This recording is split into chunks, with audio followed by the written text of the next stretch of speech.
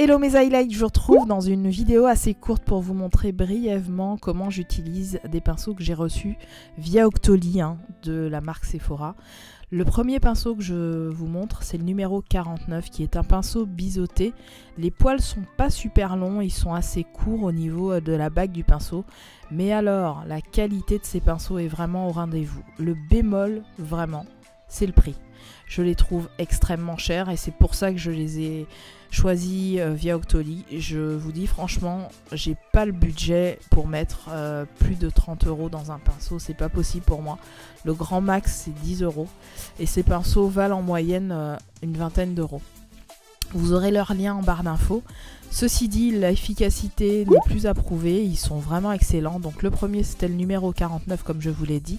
Le second c'est le 22. Et c'est l'un des meilleurs pinceaux, et ça je le dis, ça me fait mal au cœur de le dire parce qu'il est il est cher quand même ce pinceau. Meilleur pinceau pour mes sourcils que j'ai pu utiliser depuis que je me maquille. Je fais mes sourcils en même pas 2 secondes avec ce pinceau, je le trouve extrêmement précis. Il existe plusieurs pinceaux biseautés que j'ai en ma possession et vous le savez. Mais je trouve que celui-là me donne un résultat, vraiment un résultat institut en l'espace de 2 secondes, vraiment. C'est pas parce que j'ai mis la vidéo en accéléré, je vous l'aurais mis en vitesse normale, vous auriez vu, ça me prend moins d'1 minute pour faire mes sourcils. Je vous montre un nouveau produit que j'ai acquis récemment, que vous verrez certainement dans une future vidéo haul. C'est un fixateur de sourcils qui est génialissime. Et enfin, le dernier pinceau que j'ai reçu via toujours Octoly de la part de Sephora. Merci d'ailleurs à toute l'équipe de Sephora pour leur réactivité. À chaque fois, ils m'envoient les produits rapidement. Donc c'est un pinceau poudre et celui-ci c'est le numéro 50. Il est vraiment très bien. C'est pas mon pinceau poudre préféré, pour être très sincère.